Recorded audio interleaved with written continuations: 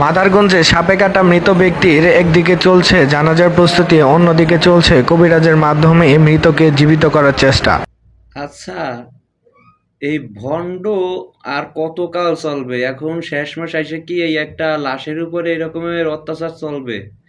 এইসব ভণ্ডদের ধইরা ওই আছলা যে বাঁশ আছে, ওই আছলা বাঁশ পিছন দিয়ে ঢুকিয়ে দিতে হবে, যাতে আর বাইর হয় না। বাইর হতে গেলে যেন একটু টের পায় যে বাইর হচ্ছে।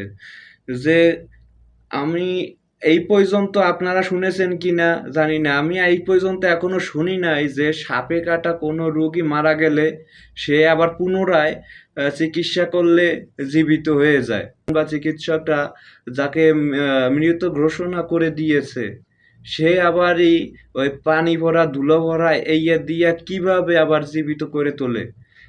এটা একটা ভণ্ডামি ছাড়া কিছুই না।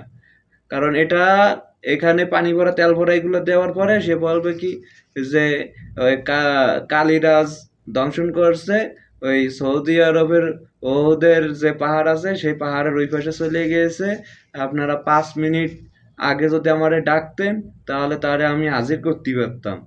এই কইয়া ওই যে খরচ খরচা ওই যে ধুলো মাটি এইগুলো আনতি, ও কবে যে খরচের টাকাটা দেন আর কিছু দেয়া লাগবে না। শালা ভণ্ডামিরা জাগা পাও না তোমাকে, শালা গো এই যে জুতো দেখছো না ইয়ে দিয়ে এলো পিটানো লাগে তোলে, তোমরা একদম ঠিক হও। আলার পাট পা সিটারের দল কোন জায়গা।